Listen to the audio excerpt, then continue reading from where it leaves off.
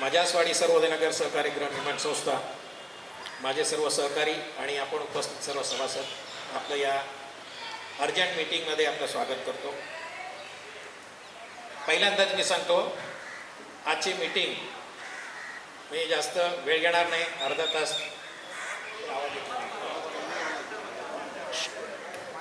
कमलेश, तो स्पीकर बंद हो गया, ये स्पीकर बंद हो गया, बंद झालं. Hello,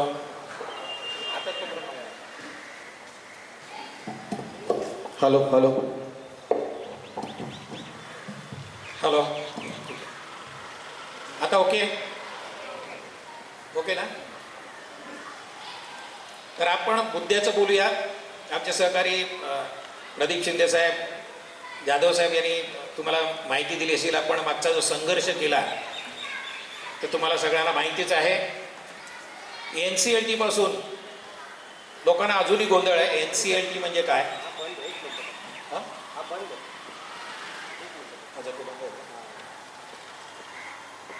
hello,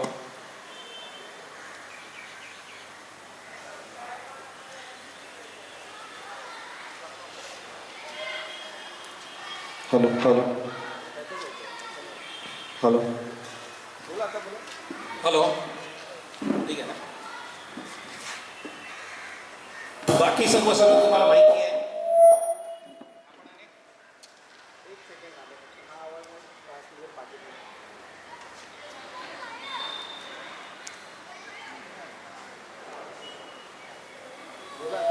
hello hello hello, आपण पुन्हा विकासासंबंधी अनेक वेळा बोललेलो आहे, माहिती दिलेली आहे. वेळोवेळी आम्ही व्हिडिओच्या माध्यमातून आपल्याशी संवाद साधत असतो, माहिती देत असतो. NCLT पासून मी पुढे बोलेन. NCLTच्या बाबतीमध्ये लोकांमध्ये खूप कन्फ्युजन आहे.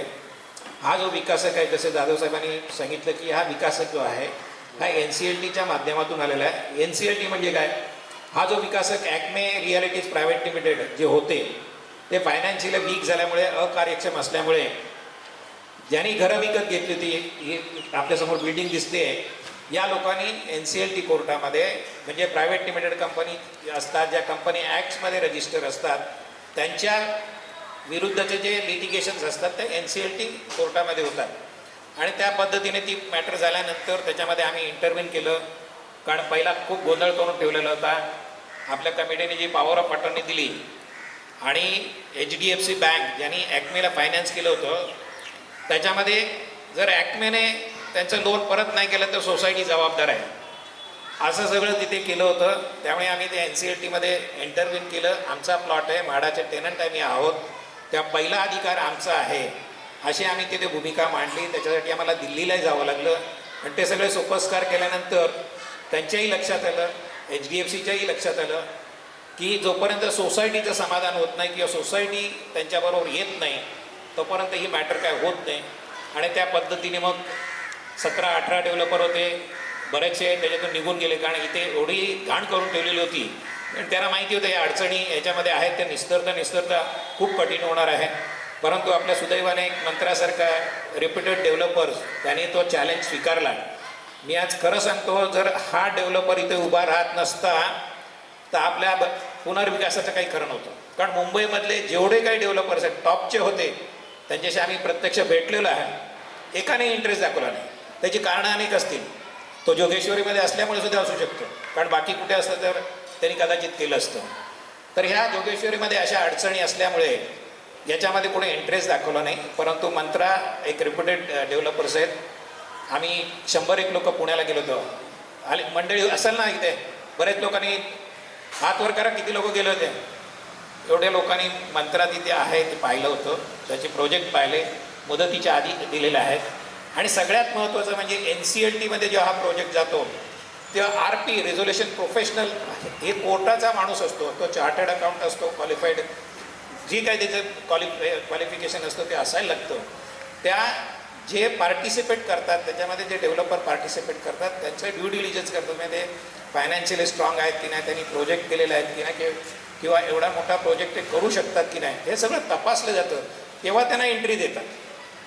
HDFC सारखी बँक आहे ज्यांचं 4,800 करोडचं लोन होतं, त्यांनी सेटल केलं. पण ते सेटल करताना त्यांनी एक उद्देश ठेवला, कारण त्यांच्या काउन्सिलशी आम्ही बोलताना त्यांना त्यांचं लोन तेवढं नको होतं. हा प्रोजेक्ट पूर्ण करणारा माणूस किंवा डेव्हलपर यावा ही त्यांची इच्छा होती. आणि ते सगळं जुळून आलं आणि आपण डेव्हलपर्स आपण हे केलं. जाधव साहेबांनी सांगितलं तसं आपण 7 जूनला जनरल बॉडी केली. त्याच्यामध्ये आपण सगळं प्लॅन दाखवलं, आपला प्रस्ताव दाखवला, आपण सगळ्यांनी मंजूर केला. आणि त्याच्यामध्ये ज्या अटी होत्या त्याप्रमाणे आपल्याला पहिलं 10% भाडं मिळालं. दुसरी आपण कंडिशन अशी ठेवली होती की प्लॉट खाली केल्यानं, कारण सगळ्या डेव्हलपर्सचं जे होते त्यांचं पहिली कंडिशन होती की प्लॉट खाली पाहिजे तरच आम्ही ते करणार. कारण प्लॉट खाली नसल्यामुळे आपला प्रोजेक्ट रखडण्याचं कारण तेच. कारण जेव्हा नाही करायला पाहिजे होतं तेव्हा लोकांना खाली करायला लावलं होतं आणि त्यामुळे आपण अडचणीत आलो. आता मला त्याच्यामध्ये जायचं नाही काय झालं ते, इथून पुढं कसं करायचं. तर त्यामुळे ती कंडिशन होती की जोपर्यंत प्लॉट खाली होत नाही त्यामुळे पुढचं भाडं देणार नाही. आणि ते सुद्धा तो आपला एक मेंबर होता, कमिटी मेंबर, तो मिटिंगला असायचा, किरण चव्हाण, त्याचं श्रीकांत चव्हाण नाव आहे. पण त्या मिटिंगला येऊनच डेव्हलपरला बोलला की आम्ही खाली करणार नाही. मग त्यांचे कुठेतरी चमकली त्यांना, म्हणजे हे पुढे प्रॉब्लेम आहे. पण त्यांनी तो क्लॉज इन्सिस्ट केला आणि आम्ही म्हटलं ठीक आहे आपण करू, खाली करू. 1-2 जणांनी 5-10 लोकांनी नाही केलं तर आपण त्याच्यावरती कारवाई करू. अशा पद्धतीने आपण ते मान्य केलं होतं. आपल्याला घरभाडं मिळालं, पूर्ण सगळं फुलप्लेज चालू होतं. त्या माडाची स्टॉपवर विड्रॉ करायचं मोठं एक चॅलेंज होता, कारण आम्हीच ती करायला लावली होती, सोसायटीनेच करायला लागले. तुमच्या लक्षात असेल, आता तुम्हाला इकडची बिल्डिंग दिसत नाही ना, लेवल झाली ना. छाती ठोकपणे दिनेश बन्सल आणि ॲक्मेचा तो जोशी मला म्हणाला होता की हे तोडणार नाही, मला चॅलेंज केलं होतं. आणि त्याच्या तोंडावर आम्ही त्याला सांगितलं होतं हे तुला करून दाखव, आम्ही हे पाडून दाखवू. आणि ते आज लेवल झालेलं आहे. ही एक आपली अचिव्हमेंट आहे. तर त्या पद्धतीने आपण करत आलो. आपण सगळे आव्हानं स्वीकारलेले आणि आपण पुढे जाणार आहोत. तर ॲक्मेने आपल्या पद्धतीने ती घरं तोडली, ते बिल्डिंग तोडली, भाडं दिलं, त्याच्या बाकीच्या काही फॉर्मॅलिटीज, कंप्लायन्स आहे, HDFCचं लोन देणं, काय काय त्या सगळ्या गोष्टी त्यांनी केल्या. हे सगळं होत असताना आपण लोकांची जे जागेवर 92 लोक होते, आपण मुद्द्यावर येऊया, बाकीचं आपण सगळं माहिती. 92 लोकांना आपण विनंती केली. आपली 7 जूनची मीटिंग झाल्यानंतर मला वाटतं 11 की 13 जूनला इथं मीटिंग घेतली. आपण मंदिराची इथं मीटिंग घेतल्यानं सगळ्यांना समजून सांगितलं की जे काय आता आपण साध्य केलेलं आहे, मिळवलेलं आहे, काही गोष्टी आपल्याला त्याच्यात नाही मिळवल्या, पण बरंच काही आपण चांगलं मिळवलेलं आहे. कारण एक प्रोजेक्ट नाही आहे, स्टॉपर विड्रॉ होणार नाही, सगळं काय केलं होतं. तो एक मेसेज येणार मला. हा एक त्यांनी वायकरांनी मीटिंग घेतली होती. वायकर आता कोण सांगायला नको ना, विचार नाही. आपले खासदार रवींद्र वायकर, त्यांच्याकडे या लोकांची मीटिंग झाली आणि त्यांनी तिकडच्या माडाच्या अधिकाऱ्यांनी बोलवलं, ज्यांचा संबंध नाही, कुठल्या तरी अधिकाऱ्यांना बोलवलं आणि त्यांच्यासमोर सांगितलं कोणतीही 95ची कारवाई होणार नाही, कोणीही धमकावून घरे खाली करू नका. 408 सभासदांच्या घरे बांधण्याची जागा उपलब्ध आहे. विस्थापित सभासदांचे थकीत वर्षाचे भाडे एक रकमी द्यावे. चालू वर्षाचे भाडे वाढीव बाजार भावानुसार द्यावे आणि एकाच वेळी द्यावे. बँक गॅरंटी विकासकाने द्यावी. वाढीव पैसा मोबदला. हे जे आम्ही विषय त्यावेळी मांडले होते, हे व्हॉट्सअपला होतं ना, व्हॉट्सअपला हे दीपक तोंडलेकरांनी मेसेज पाठवला होता. तर ही इथून सुरुवात झाली की हे होणार नाही, लोकांना संभ्रमित केलं गेलं. हेच वायकर साहेब, पुढे ते पत्र जर वाचून टाकू, कोण वाचेल तर मी वाचेल. त्यांनी मला राजकारण करायचं, मी नेहमी सांगतो की आम्हाला राजकारण करायचं नाही, परंतु आता ते काही अंशी करावं लागेल. याच वायकरांनी 2012मध्ये जेव्हा आपली आयओडीसुद्धा नव्हती, भाडाचा प्रीमियम भरला गेला नव्हता, भाडाची फायनल NOC नव्हती, लहान अप्रूव्ह नव्हते, त्यावेळी हाऊसिंग सेक्रेटरीना चक्रवर्ती म्हणून होते, त्यांना पत्र दिलं. बघा ते काय म्हणतात. मी माझ्या जोगेश्वरी पूर्व विधानसभा कार्यक्षेत्रातील माझ्यासवाडी सर्वधनगर सहकारी गृहनिर्माण संस्था या संस्थेचा 2009मध्ये म्हाडातर्फे मान्यता देण्यात आली. सदर मान्यता मिळाल्यानंतर JP इन्फ्रा मुंबई या विकासकाने सदर भूखंडावर 94% लोकांची संमती घेऊन संबंधित विभागाकडून ना हरकत प्रमाणपत्र मिळवून पुनर्विकासाच्या प्रकल्पाचे कामास सुरुवात केली. दांडात खोटं, NOC नव्हती, 2014ला NOC आले. परंतु काही विरोधकांच्या तक्रारीवरून सदर पुनर्विकास प्रकल्पात म्हाडा 90 ॲक्टच्या आदेशानुसार कारवाई करण्यास आली. त्यामुळे सदर संस्थेचा पुनर्विकास प्रकल्प थांबवण्यात आला आहे. सदर प्रकरणी विरोध भाडेकरून उच्च न्यायालयात याचिका दाखल केली असता याचिका उच्च न्यायालयाने बाद करून विकासकाच्या बाजूने निर्णय दिला आहे. तसेच मी स्वतः या प्रकरणी दोन्ही बाजूच्या भाडेकरांच्या प्रतिनिधींना बोलून समावेश बैठक घेतली असता बैठकीअंती असे लक्षात आले की उपरोक्त प्रकल्पासाठी लागणारी सर्व हरकत प्रमाणपत्राची पूर्तता झाली असतानाही हेतू पुरस्कार सदर प्रकल्प थांबवण्यात येत असल्याचे निदर्शनास आले. सदर प्रकल्प थांबवण्यात आल्यामुळे सुमारे 250 भाडेकरू अद्याप बेघर आहेत. हे कधी लिहित आहेत ते 12 फेब्रुवारी 2013. तरी आपण या प्रकरणी व्यक्तिशः लक्ष घालून प्रकल्पास म्हाडा 95 ॲक्टच्या नुसार त्वरित कारवाई करून सदर प्रकल्प तातडीने पूर्णत्वास नेण्यास संबंधित विभागांना आदेश द्यावे. हे वायकर साहेब त्यावेळी सांगतात जेव्हा NOC नव्हती, IOD नव्हती, याच्यात लिहिलं सगळं खोटं आहे. यांनी हे लिहिलेलं आहे खोटं आहे. मी त्यावेळी म्हणायचो हे त्यांची सही कुठेतरी मारली असेल, असू शकतं. बिल्डर लोक बदमाश लेटर मला सही मारली असेल, पण त्यांनी कधीही नाकारलं नाही. याचा अर्थ त्यांनी हे पत्र दिलं होतं. कशाच्या आधारावरती? JP इन्फ्राने सगळं केलेलं आहे. अहो पुरावे आहेत आपल्याकडे. कधी आलं प्लॅन मंजूर झालं? त्यावेळी जर तुम्ही त्या विकासकाला संमती देताय 95ची कारवाई करा म्हणून, आणि आज आम्ही NCLT प्रक्रियेमधून आलेला विकासक आहे जो सक्षम आहे. तुम्हाला JP इन्फ्राच्या बाबतीमध्ये सांगतो. आता हे वायकर काय म्हणतात आणि ही जुनी कमिटी आणि हे 22 लोकांना काही गंध नाही त्यातला. हे कमिटी त्यांना सांगते की हा कार्यक्षम डेव्हलपर नाही, त्याने एकत्रित भाडं द्यावं, त्याने बँक गॅरंटी द्यावी, सगळं करा. पण हाच ॲक्मे होता तेव्हा कोरोनाच्या काळापासून आपलं भाडं तकलं होतं. वायकरांच्या ठिकाणी अनेक मिटिंग झाल्या, कधी ते बोलले नाही अरे बाबा भाडं दे म्हणून. आणि हा विकासक JP इन्फ्रा मुळात दिनेश बन्सल कपड्याचा धंदा होता तिचा. एकही प्रोजेक्ट केलेला नव्हता. आणि आपली कमिटी 50-60 लोकांना घेऊन प्रोजेक्ट दाखवायला गेली होती. कुठले प्रोजेक्ट बघितले माहिती नाही. कोलटकर साहेब आठवत असेल तुम्हाला, तुम्ही नव्हते केले, मी पण नव्हतो. पण आपली 50-60 लोक दिनेश बन्सलचे प्रोजेक्ट बघायला गेले होते, जो मुळात कपड्याचा धंदा करत होता. आता मी म्हणतो ते प्रोजेक्ट तर त्यावेळी त्यांनी केलेले असतील ते आज पण असतील ना. आजही माझी चॅलेंज आहे, चला जाऊया बघूया कुठे आहेत ते. आणि वायकरांबरोबर हा माणूस रोज बसायचा. त्याला त्यांनी विचारलं नाही तुझे फायनान्शियल दाखव, तू कपड्याचा व्यापारी आहेस की बिल्डर आहेस, यात कधीही विचारलं नाही. पण आता जेव्हा हा प्रोजेक्ट आपण मार्गी लावला आहे, तुम्ही पुण्यामध्ये बघितले त्याचे ऑफिस बघितले. पुण्यातलं मार्केटिंग मंत्र्याचं ऑफिस होतं, त्याच्यातले टॉयलेट बाथरूम एवढा दिनेश बन्सलचं अख्खं ऑफिस आहे. मानता की नाही? ज्यांनी बघितले त्यांनी विचार करा. त्याचे प्रोजेक्ट बघितले, आपण सगळं बघितलं. मुळात तो NCLT मधून आलेला डेव्हलपर आहे, त्याला काय चॅलेंज करताय? आणि लिगली आम्ही कुठे कमी पडलो असो तर आम्हाला दाखवा. माझं चॅलेंज आहे, आम्ही जर कुठे लिगली त्याच्यामध्ये कुठे तडजोड केली असेल तर आम्हाला सांगा. पण नाही. तर आज ही अशी परिस्थिती आहे. हे 22 लोक जुनी कमिटी असे मिळून वायकरांच्या माध्यमातून हा प्रोजेक्ट डिले करायचा थांबवू शकत नाहीत. मी मागेच सांगितलं हा प्रोजेक्ट कोणी थांबवू शकत नाही, कारण यांना 95ची नोटीस आलेली आहे. नोटीस म्हणजे पहिले ते स्टॉप इथे आहे ना, लिहिलं ना, स्टॉपवर विड्रॉ होणार नाही. म्हाडाने स्टॉपवर विड्रॉ केली 30 डिसेंबरला. ते विड्रॉ केली यांना माहीत सुद्धा नव्हती. आम्ही कधी मला वाटतं 16 जानेवारीला व्हिडिओ कडून आम्ही सांगितलं. त्या 22 लोकांना विचारलं अरे होणार नाही म्हणत झालेली तुम्हाला कळलं की नाही माहिती, साहेबांनी नाही सांगितलं. पण साहेबांची एवढी तिकडे चालते, त्या अधिकाऱ्याने ज्यांनी सही केली त्यांनी सांगितलं असेल ना साहेबांना, साहेब मी विड्रॉवलवरती सही करतोय. हेतू पुरस्कार नाही सांगितलं.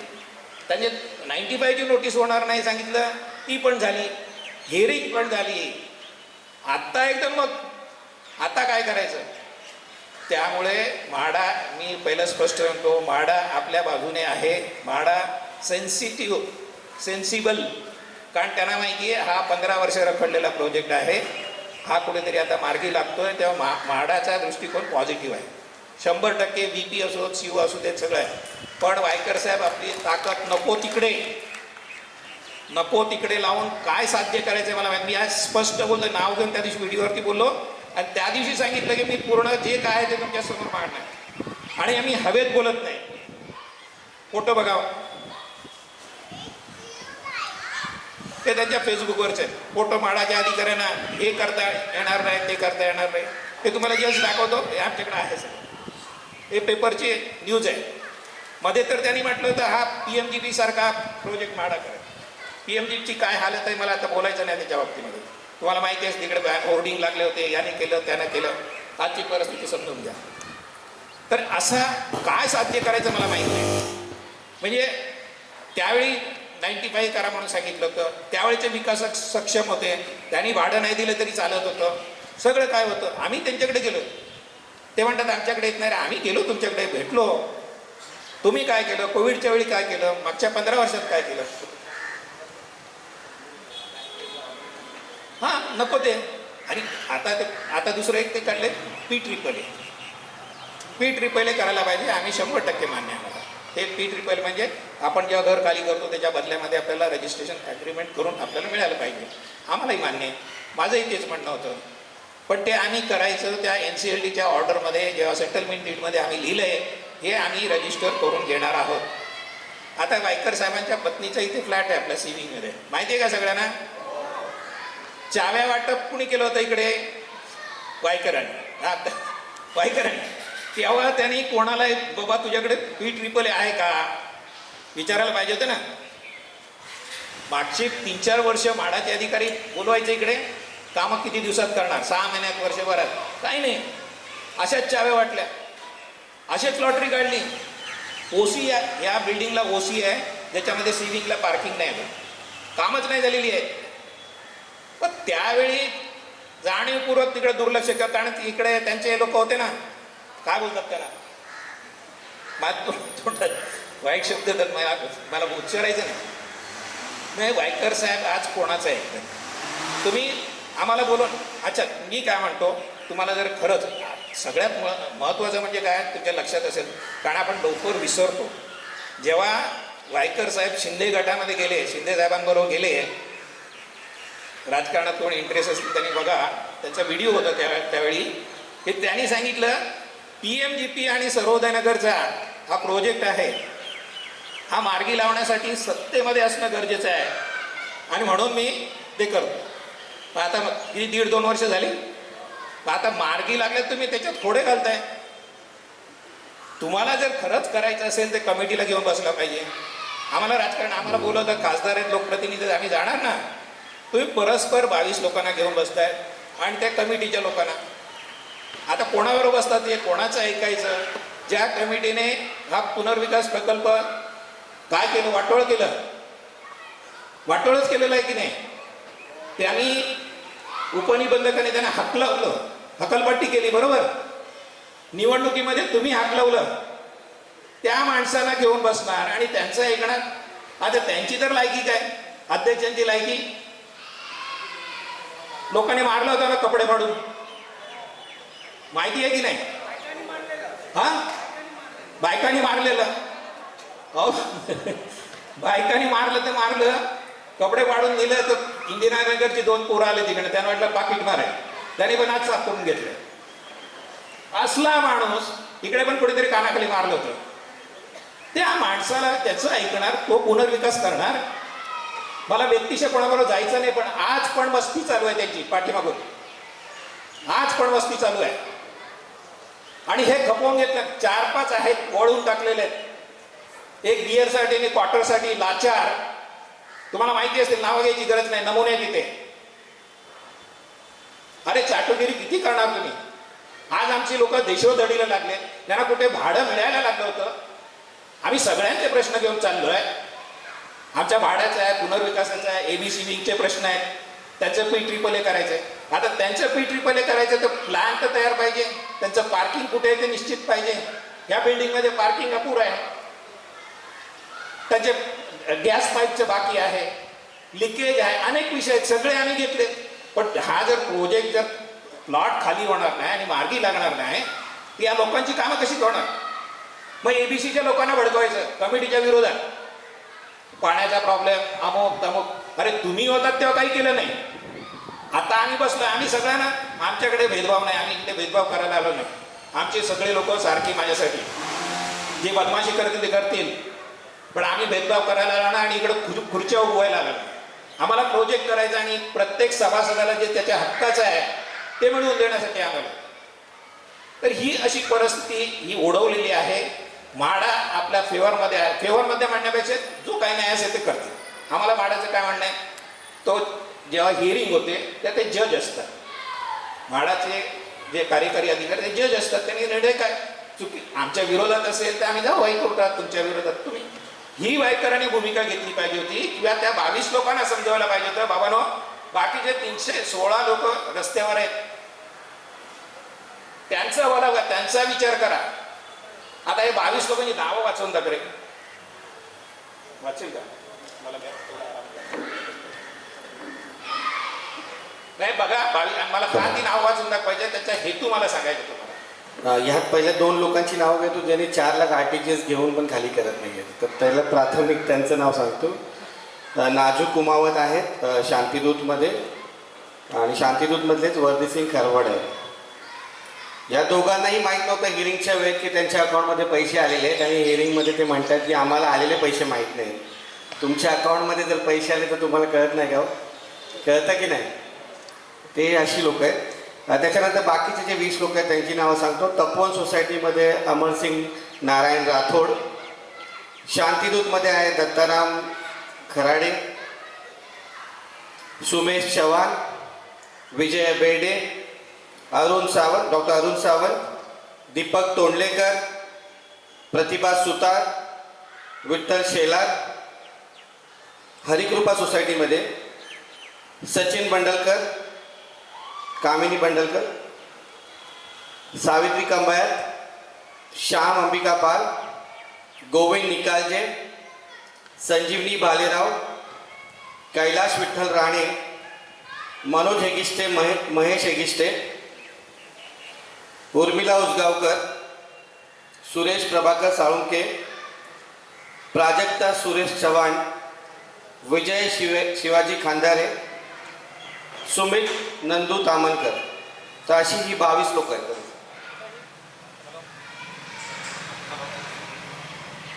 हॅलो, हे 22 लोकांची नावं याच्यासाठी वाचून दाखवली की ह्या लोकांचा हेतू काय. त्यांना PAAA, बँक गॅरंटी कशाचा गंध असेल मला माहीत नाही, कारण एवढ्या वर्षामध्ये त्यांनी कधी विचारलं नाही आणि कधी पाहायला सुद्धा आले नाही.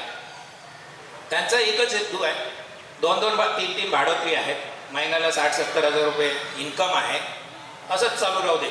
पण त्यांच्याच बाजूला राहणारे, त्यांच्याकडे पण 2-2 भाडोत्री होते, त्यांनी इतर लोकांचा विचार केला, हा प्रोजेक्ट झाला पाहिजे, ज्यांची भाडी थकलेली आहे त्यांची भाडी मिळाली पाहिजे, या हेतूने त्या 70 लोकांनी खाली केलं. यांना अजून खाली करायचं नाही म्हणून तुम्हाला नावं आजही बघा, खालच्या लाईनला सगळी दुकानं, रोड लाईनला दुकान आहे, त्यांचं काही नाही, त्यांना PAAA वगैरे काय पडलेलं नाही, ते इन्कम आहे ते चालू असायला पाहिजे. आम्ही ज्यांच्याशी खाली केले त्यांना 4 लाख रुपये मिळाले आहेत, नाही ते खाली केलेले लोक आहेत, 4 लाख मिळाले, त्यांना 1 वर्षाचं भाडं मिळालं, पुढच्या वर्षाचे चेक आमच्याकडे आहेत, ॲग्रीमेंट केलेलं आहे. आता ॲग्रीमेंटमध्ये जे काय आपल्या टर्म्स कंडिशन होत्या त्या त्याच्यामध्ये आलेलं आहे. हेच ॲग्रीमेंट पुढे जाऊन PAAA होणार आहे, हे रजिस्टर्ड होणार आहे. चेकच्या बाबतीमध्ये काही लोक उगाच कन्फ्युजन करतात, ॲक्मेच्या नावाने चेक आहे. अरे बाबांनो, मॅनेजमेंट मंत्राचं आहे, कंपनीचं नाव चेंज व्हायला काही दिवस जातील, पण तुम्हाला मिळाला चेकवरती मंत्राच्या डायरेक्टरची सही आहे, आणि तसं आपण इकडे लिहितो ॲक्मे मॅनेज बाय मंत्रा. तेव्हा नको त्या उगाच काहीतरी कोणाला हॅलो काही कळत नसेल, काही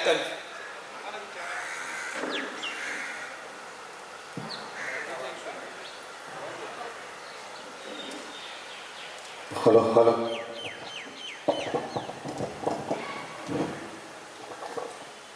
तर काही कन्फ्युजन असेल ना, उगाच रस्त्यावर, कोपऱ्यावर, नाक्यावर चर्चा करू नका. सोसायटीमध्ये अनेक लोक येतात, ही 70 लोक काय अशीच सही केली, आले आमच्याशी बोलले, समाधान झालं. आम्ही कोल्हटकर साहेबांशी बोललो, त्यांनाही पटलं, जे जाणकार आहेत, अनेक वर्ष या चित्रामध्ये आहेत, त्यांना कळलं ना जे चाललंय ते योग्य आहे. कामतेकर साहेब आहेत, येतात रोज, अनेक वेळा येतात, चर्चा करतात.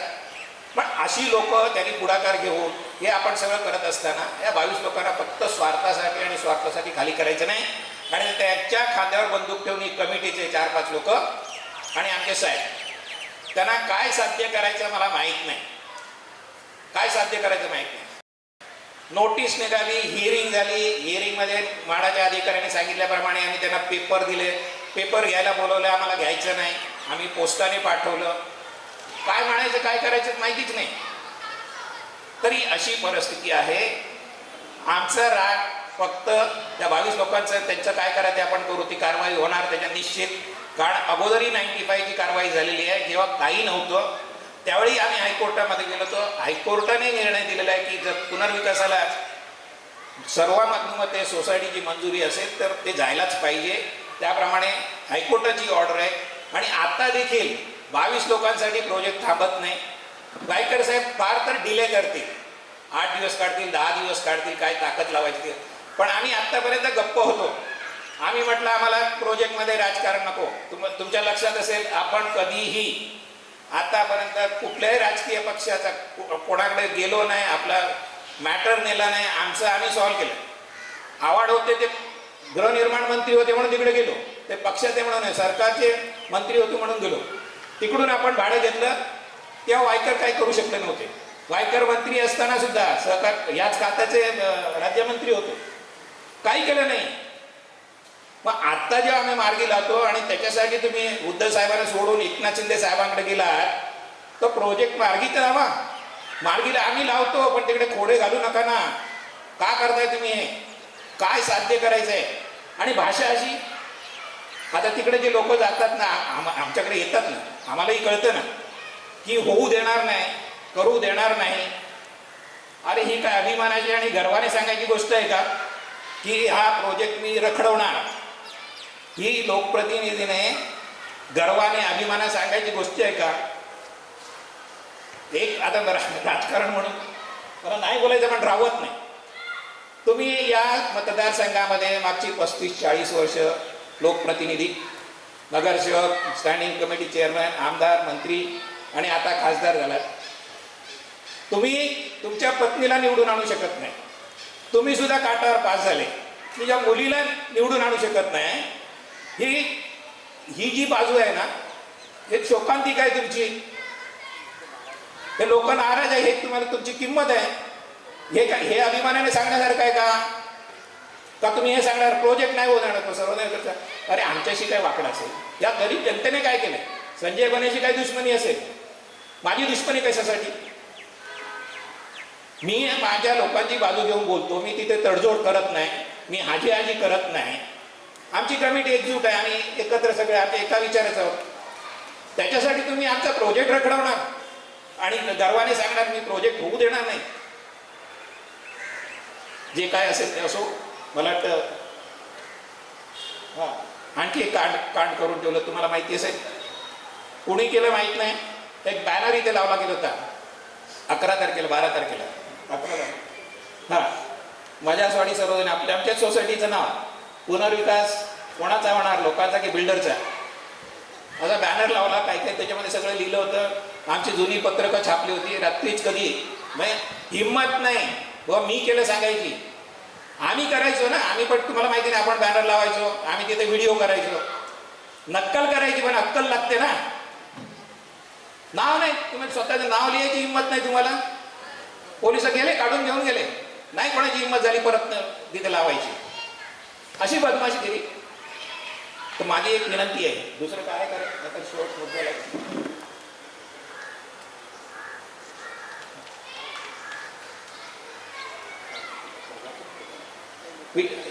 दोन तीन गोष्टी ज्या 22 लोकांनी मुद्दे उपस्थित केलेले आहेत त्याच्यामध्ये परत तुम्हाला सांगतो. कारण तुम्ही बाहेर जाता, गार्डनमध्ये जाता, नाकेवर जाता, मग तुम्हाला लोक ते डोकं खातात.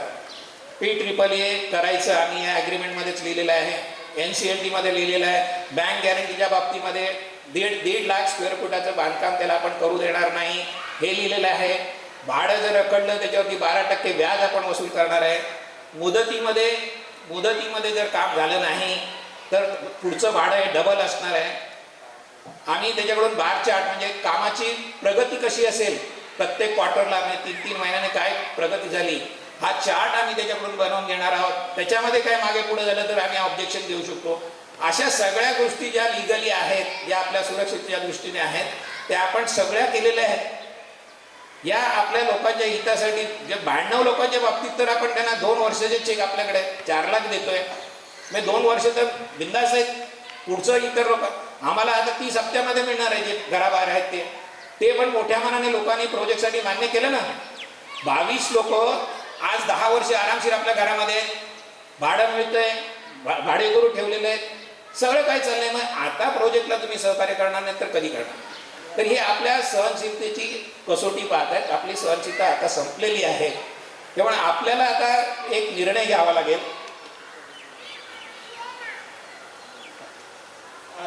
एक तुमच्या निदर्शनास आणून देतो. आता ह्या 22 लोकांचा विषय होता ना, तक्रार कोणी केली बघा त्या 22 लोकांव्यतिरिक्त? निलेश बबन रोकडे, अविनाश सांबा देसाई, संतोष हरी कदम, वसंत खेमा सावंत, मोहन सकाराम खडपे, दयानंद दाभोळकर, बनारसी दगडू शर्मा, रघुनाथ पांचाळ, जनार्दन नाईक, स्नेहता करंजेकर, अशोक परब, हे सगळे इथे राहतात. 10 वर्षापूर्वी 8-9 वर्षापूर्वी घर मिळाले. आज तक्रार कर, या 22 लोकांच्या कांद्यावर बंदूक ठेवून तक्रार करते. मला माहिती आहे इथल्या लोकांना, इथल्या काही लोकांना ना याच्याशी काही घेणं देणं नाही. कोणतरी आला सही करायला, सही करून दिली. पण यापुढे सह्या करताना जरा विचारपूर्वक करा. मला माहिती आहे एबीसीच्या लोकांना आपल्या कमिटीच्या बाबतीमध्ये वेगळं काही सांगण्यात येतं, भडकवण्याचा प्रयत्न. आपलं अस्तित्व टिकवण्यासाठी कोणतरी पाठीशी पाहिजे. एबीसीचे सगळे प्रश्न, काही लोक आता इथे आहेत, माझी चर्चा होत असते. आता जो ज्वलंत प्रश्न आहे गॅसचा, त्यासाठी सुद्धा मी मंत्र्याच्या इंजिनियरची परवाशी बोललोय. आपल्याला लवकरात लवकर ती पाईपलाईन कशी घेता येईल. आपले मेंबर आहेत ते, आमचे 2 कमिटी मेंबर आहेत एबीसी मधले, अनेक मेंबर आपले आहेत. आम्ही असं करू शकतो का? तुमच्याशी दुजाभाव करू शकतो का? पार्किंगचा मोठा प्रश्न आहे. हे सगळे प्रश्न करत असताना या 22 लोकांनी तुम्हाला आम्हाला वेटीस धरलेलं आहे. सगळे विषय आपण घेतलेले आहेत, सगळे विषय घेणार आहेत. मी आणखी आपला जास्त वेळ घेणार नाही. आता एकच सांगतोय, आपल्याला म्हाडामध्ये शिंदेसाहेब मगाच म्हणाल तसं माझ्या डोक्यामध्ये पण तेच आहे की म्हाडा जरी म्हणजे काय बोलतो आपण आपल्या बाजूने असेल किंवा त्यांनी हा प्रोजेक्ट हवा अशी त्यांची भूमिका असेल, पण त्यांच्यावर जर कुठला राजकीय दबाव असेल आणि ते डिले करतात, कारण ते स्पष्टपणे बोलणार नाही. बॉडी लँग्वेजवरून कळतं कुठं तरी दबाव आहे. स्टॉपवर विड्रॉ होत नव्हती, ते आम्ही सीओना जाऊन भेटलो. साहेब म्हटलं प्रोजेक्ट जर आम्हाला करायचा असेल तर स्टॉपवर विड्रॉ झाली पाहिजे. ती काही दिवसात मिळाली. नोटीस निघण्याच्या अगोदर पण आम्हाला जावं लागलं. आता कुठे अडले ते बघूया. आता 2-3 दिवस मला वाटतं सुट्टी आहे, 31ला सुट्टी आहे, 31ला महाग. त्यांचे म्हाडाचे सीओचे 2 दिवस आहेत, मंगळवार आणि गुरुवार. या 2 दिवसामध्ये आपण त्यांना भेटू शकतो. मंगळवारी सुट्टी आहे, गुरुवारी मी तुमची विनंती, तुमचा 1 दिवस मला पाहिजे. देणार की नाही? हात वरती करा. कोण कोण म्हाडामध्ये येणार? म्हाडाशी आमचं भांडण नाही. म्हाडाला आपण एकच विनंती करणार आहे, तुमची जी कारवाई आहे ती पूर्ण करा. आमच्या विरोधात असेल तरी चालेल, पण याच्यामध्ये डिले करू नका. आम्हाला पुढे जाता येईल ना, काय करायचं आम्ही करू.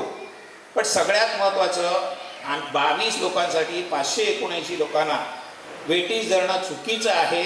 सरकारचं धोरण आहे, म्हाडाचं धोरण आहे, लोकांना घरं मिळाली पाहिजे. आज पत्राचाळीचं बघा कित्येक वर्षाचा प्रोजेक्ट रखडलेला आहे आणि आपल्या इथे परिस्थिती वेगळी आहे. आपल्या इथे काही टेक्निकल काही प्रॉब्लेम नाही, काही ग्लिच नाही. प्लॉट खाली करायचा आणि बिल्डरने कन्स्ट्रक्शन करायचं, आपलं भाडं तोपर्यंत आपल्याला मिळत राहणार. काहीही करायचं नाही. ना म्हाडाला अडचण आहे, ना सरकारला अडचण आहे, ना सोसायटीला अडचण आहे. कुठलीही लिटिगेशन नाही. सगळ्या केसेस ज्या काय होत्या सगळं काढलेलं आहे. काही नाही आपल्याकडे अडचण. फक्त अडचण एकच, वायकर. थोडी तरी लोकांनी ती अडचण कमी करत आणले, त्यांना अजून लक्षात येत नाही. खरं तर मी वायकरांचा हितचिंतक, खरं सांगतो, मी त्यांच्याबरोबर कामं केलेले आहेत. तुम्हाला आठवत असेल, तुम्ही त्या भूमिकेतून गेलेत.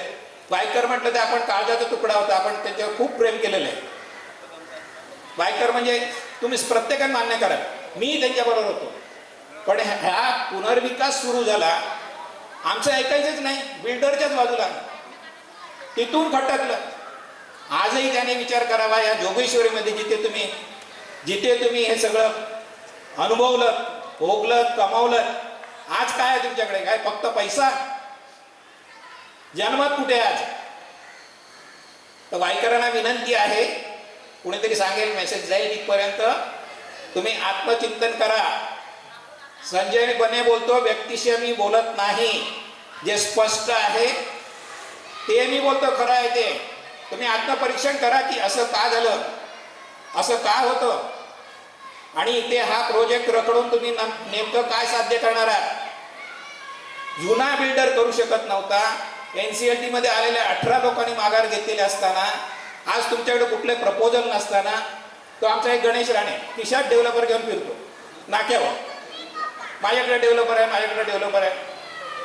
खरी विचारा किती लोकांना माहिती असेल. अरे बाहेर काढ कधीतरी. का लोकांच्या डोकं खराब करताय तुम्ही? एवढ्या वर्षात कुणी प्रपोजल आणलं का? NCLT होईपर्यंत आम्ही मागच्या वेळी आपण ते कुठला ते स्वामीच्या फंडाच्या मधून करत होतो. आम्ही सांगितलं कोणाकडे डेव्हलपर असेल तर आणा. सांगितलं की नाही जनरल बॉडीमध्ये? नाही. तर ही भूमिका आहे. मी जास्त वेळ घेणार नाही, सगळ्यांना सगळं माहिती आहे. एकच अडचण आहे आपली, या 22 लोकांना खाली करायचं, आणि ते आपण करणार. आणि ज्या दिवशी ते खाली होईल त्या दिवशी तुमचं भाडं चालू होणार, आणि हे आपण करणार. हे आव्हान आपण स्वीकारलेलं आहे. फक्त तुमचा एक दिवस मला पाहिजे माडामध्ये, आणि त्या दिवशी माडाचे सीओ बाहेर गेले, आले नाही, गेले नाही, पाण्याची बाटली आणि थोडासा स्नॅक्स बरोबर घेऊन या. आपण तिकडे ठाम मांडणार. मी हलणार नाही. त्यांची जोपर्यंत मंजुरी मिळत नाही, निर्णय होत नाही, आम्ही म्हाडामधून हलणार नाही. बरोबर आहे? जरा हात वरती करा ज्यांना हे सगळं पटतंय. हे जरा फोटो घे, एवढे मला बघायच्यात कोण कोण येणार आहे. म्हाडामध्ये येताना, म्हाडामध्ये त्या दिवशी 40-50 लोक आले होते. त्यांचे फोटो तिकडे आहेत, त्यामुळे त्यांना एंट्रीला जास्त वेळ लागणार नाही. तुमचं आधार कार्ड घेऊन यायला लागेल. मी आपल्याला गुरुवारी जायचंय, बुधवारी परत तुम्हाला एकदा मेसेज येईल व्हॉट्सअपवरती, ग्रुपवरती. त्या दिवशी आम्ही सांगू किती वाजता तिकडे पोहोचायचं आहे. सोपी प्रक्रिया आहे. तिथे आता तुमचा मोबाईल नंबर, आपला एक फोटो काढतात आणि एंट्री. 3ऱ्या मजल्यावर आपण सीओच्या ऑफिसमध्ये, लॉबीमध्ये. आपल्या लोकांना अनुभव आहे. म्हाडामध्ये मजासवाडी म्हटलं तर सगळ्या म्हाडाच्या अधिकाऱ्यांना सगळ्यांना माहिती आहे, त्यामुळे तो विषय नाही. तर आपण हा कार्यक्रम करू. पुढचे 2 दिवसात आणखी काय डेव्हलपमेंट होतं ते बघू. दुसरा एक करणार आपण, नाही ते आता तिकडे आपण ठाण मांडायचंय. म्हाडाच्या विरोधात बोंब करायची गरज नाही, कारण म्हाडाला काय आहे ते सगळं माहिती आहे. आम्हाला फक्त कारवाई कधी करताय एवढी डेडलाईन म्हणजे तुम्ही ताबडतोब करा, आम्ही त्याशिवाय उठत नाही, अशी भूमिका तिथे आपल्याला घ्यायची आहे. दुसरी गोष्ट, आपण हे 380चं पत्र एकनाथ शिंदे साहेबांकडे पोहोचवलेलं आहे. आता ते कुठे बिझी आहेत, काय आहेत, त्यांच्यावर पोहोचणं शक्य होईल. आम्ही त्या प्रयत्नात आहोत. त्यांचीही भेट होईल. आणि ते लोकांसाठी तत्परतेने निर्णय घेणारा माणूस आहे. प्रसंगी इथे येऊन तुमच्याशी बोलतील असाही माणूस आहे, मला माहिती आहे, खात्री आहे. त्यांच्यापर्यंत विषय गेल्यानंतर ते आपण तिथपर्यंत पोचवू. परवाचा व्हिडिओ आपण जो केला, ज्याच्यामध्ये मी वाईकरांचं नाव घेतलं, आम्ही यूट्यूबवर टाकतानाच वाईकरांमुळे, हस्तक्षेपमुळे हा प्रोजेक्ट रखडला आहे, हे सगळं टाकलं. तो आम्ही ट्विट केला, कुटकुटपर्यंत पोचला. त्याने पण मिरची लागलेली आहे, आग लागली आहे. तर आता आपण सगळ्याचा एक फोटो काढायचा आणि त्याच्यामध्ये वाईट वाटून घेऊ नका, वयस्कर लहान मोठं नाही. आम्ही त्यांना म्हणणार आहोत. आमचा एक सहकारी आनंद शिंदे आज नाही आहे आपल्यामध्ये, त्याने सुचवलं आपल्याला की आपण तो फोटो काढून त्यांना पाठवूया. आम्हाला तुम्ही आमच्या घरात पाहू इच्छिता की भिंतीवरच्या फोटोमध्ये, अशी टॅगलाईन करून पाठवून देऊया. बरोबर आहे? हेच आता आपण म्हणू शकतो. इथे काय वयस्कर कोणाची आता काही गॅरंटी नाही. मी आता बोलतोय, दुसऱ्या क्षणाला काय होईल माहीत नाही. तर आपल्याला या पद्धतीने हा आपला प्रेशर ठेवायचा आहे. सोशल मीडियाच्या माध्यमातून तुम्हाला जेवढे व्हिडिओ येतात, तुम्ही तुमच्या जे ग्रुप असतील, मित्रमंडळी असतील, आणखी कुठले ग्रुप असतील, पाठवा ना. कळू दे लोकांना इथे काय चाललंय ते. आम्ही कोणासाठी संघर्ष करतो? आमचा काही स्वार्थ आहे का? आम्ही मागच्या 5 वर्षामध्ये एवढं डेव्हलपरांशी बोललो, पोटतिडकीने भेटलो. जसं मला हे बोलले रावसाहेब, तब्येत बरी नसताना कोर्ट कचेरी आम्ही मागच्या म्हाडामध्ये एवढ्या व्हिजिट केल्या असतील. कशासाठी केला? स्वार्थ एक पैशाचा नाही. मी परत सांगतो तुमच्या साक्षीने, कुठल्याही आमच्या कमिटीला एक पैशाची अपेक्षा नाही आणि स्वार्थाने आजपर्यंत केलेलं नाही, यापुढे होणार नाही 100%. कोणाला डाऊट असेल तर विचारा, अजिबात नाही.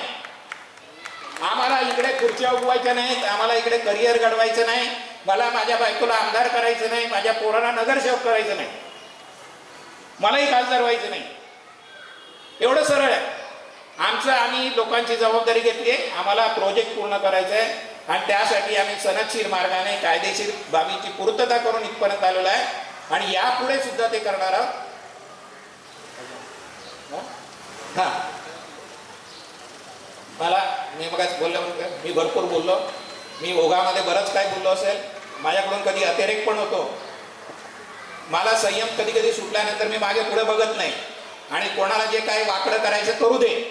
आणि मी आज इशारा पण देतो, काही आमच्या सभासदांच्या बाबतीमध्ये वेडे वाकडं करायचा प्रयत्न कराल, खोट्या तक्रारी कराल, आतापर्यंत आम्ही सहन केलेला आहे, यापुढे अजिबात सहन केलं जाणार नाही, अजिबात सहन केलं जाणार नाही. ज्याने समजायचा त्याने इशारा समजा. यापुढे सुद्धा मी सांगतो, हे 22 लोक खाली होणारच. या प्रोजेक्टमध्ये पण सुद्धा अनेक कामं आहेत, तिथे पण कुणी अडचणी करायचा प्रयत्न केला तर गाठ या आमच्या कमिटीशी आणि या सभासदांची आहे.